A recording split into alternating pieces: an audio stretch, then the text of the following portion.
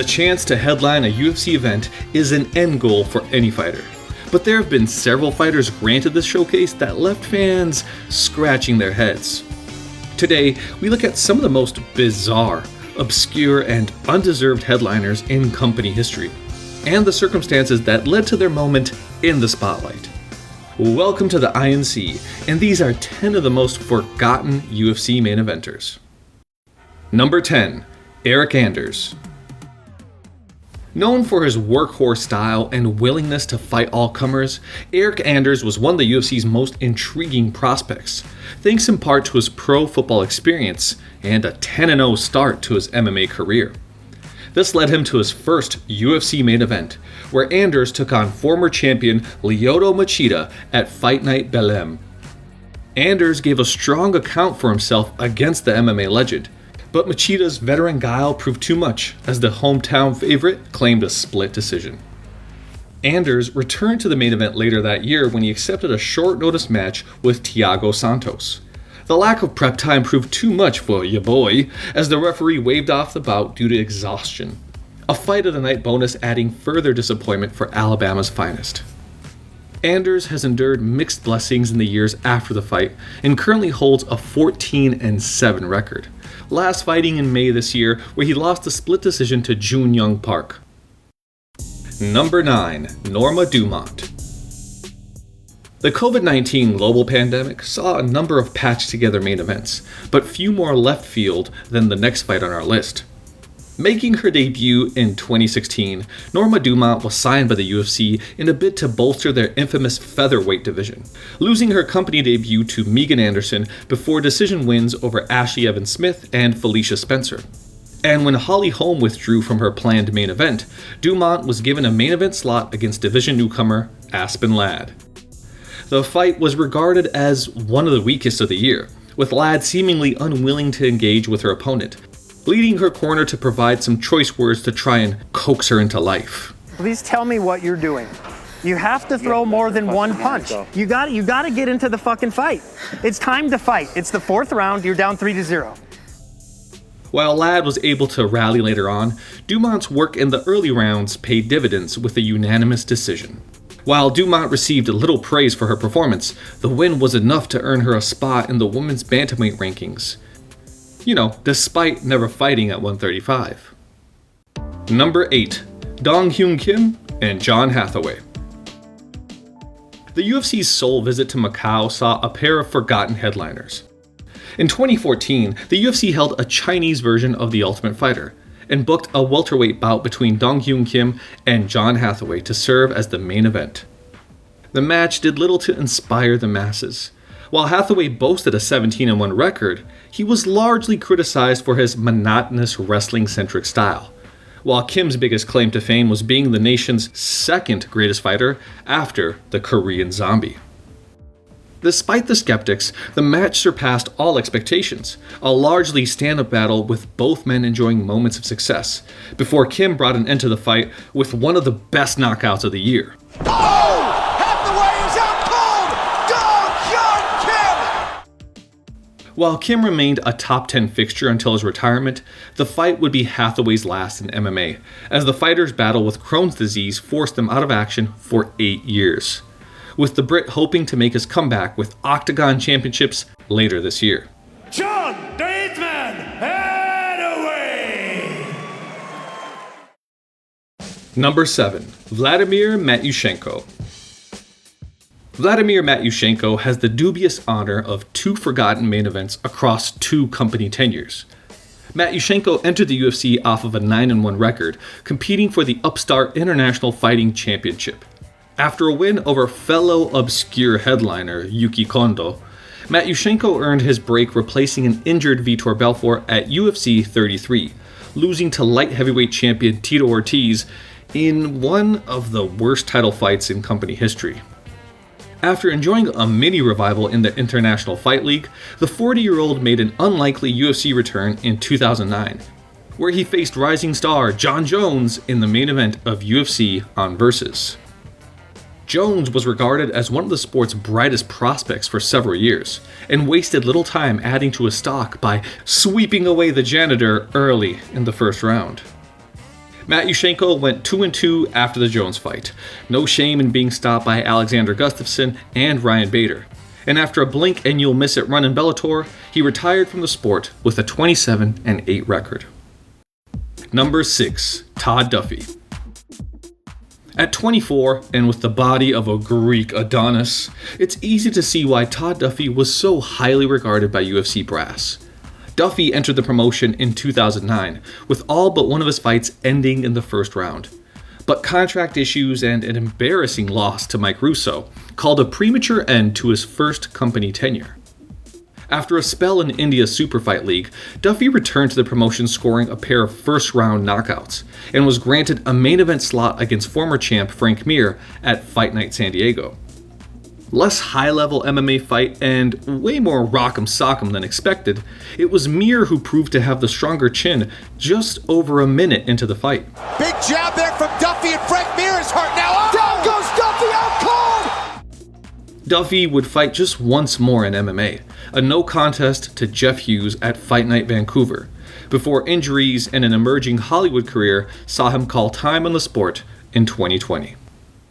Number 5. Alex Caceres. Alex Caceres had been a fixture of Fight Night undercards for several years, but in 2016, Bruce Lee Roy got a rare shot at the big stage. Caceres entered the UFC off of his appearance on the 12th season of The Ultimate Fighter, and over the next 5 years developed a reputation as an entertaining yet inconsistent journeyman. It therefore came as a shock when the 12-8 Caceres took on Yair Rodriguez at Fight Night Salt Lake City. The event had been designed as a showcase for Rodriguez, who was riding a 6-fight winning streak and a key figure in the UFC's expanding Mexican fanbase, with most seeing Caceres as a sacrificial lamb for El Pantera. Caceres, however, proved a game opponent, goading Yair into a Hollywood battle of spinning kicks and wild overhands. And while Rodriguez claimed the split decision, Caceres' fight of the night performance helped raise his stock among casual fans. After returning to his status as a hardcore darling, Caceres enjoyed his best career run in 2019. A 5-fight winning streak that saw him finally earn his place in the UFC featherweight rankings. Number 4. Yoshiyuki Yoshida.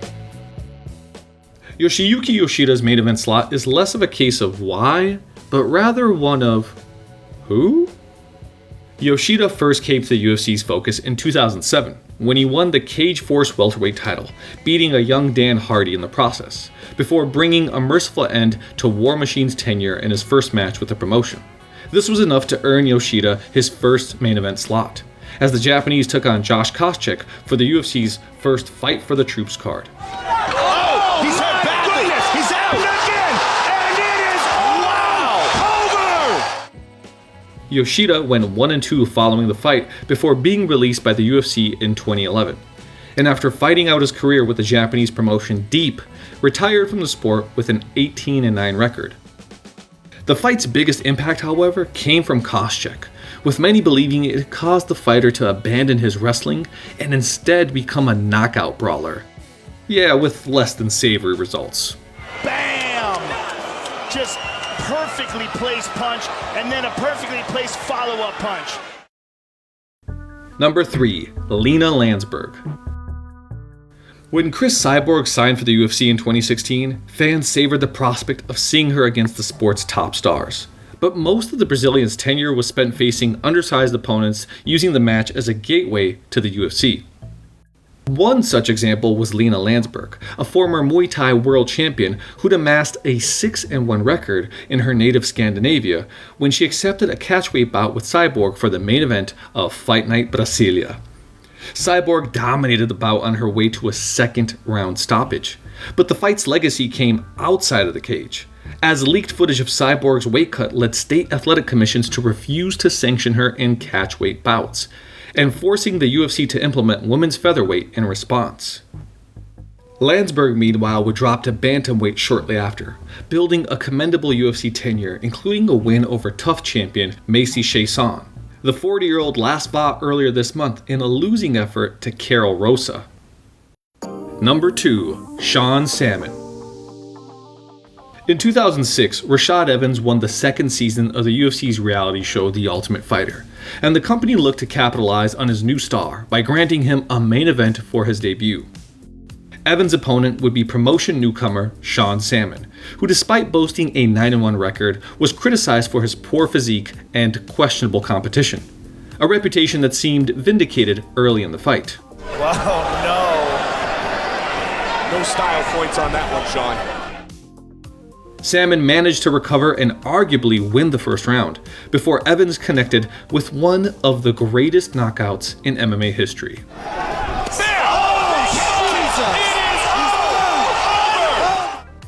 Salmon was released from the UFC following a sub-minute loss to Alan Belcher, before embarking on a journeyman career where he'd lose his last 12 fights in a row. Salmon retired in 2013 with 18 wins and 21 losses, and today works for a cable and wire company in his native Ohio. Number 1. Artem Lobov. There's an old saying that success is about who you know rather than what you know, and no fighter encapsulates this better than Artem Lobov. Lobov had spent most of his career as a journeyman fighter on the British regional scene, where he became noted for his insane durability and one of the shortest reaches in the sport. Despite an 11-10 record, Lobov was granted a spot on the 22nd season of The Ultimate Fighter, largely due to his friendship with coach and MMA superstar Conor McGregor. After earning a contract through the show, Lobov built a 2-2 record of largely forgettable performances, but that was enough to give him a main event spot against Cub Swanson at Fight Night Nashville. Artem found early success with a takedown in the opening round, but that was as good as it would get, as Swanson stretched his lead over the championship rounds to claim a unanimous decision. Despite being released in 2018, Lobov would have the last laugh, as his connections earned him a bare-knuckle match with former boxing champion Paul Malignani, where the Russian Hammer claimed the biggest win of his combat career. Artem, the Russian Hammer, Lobov!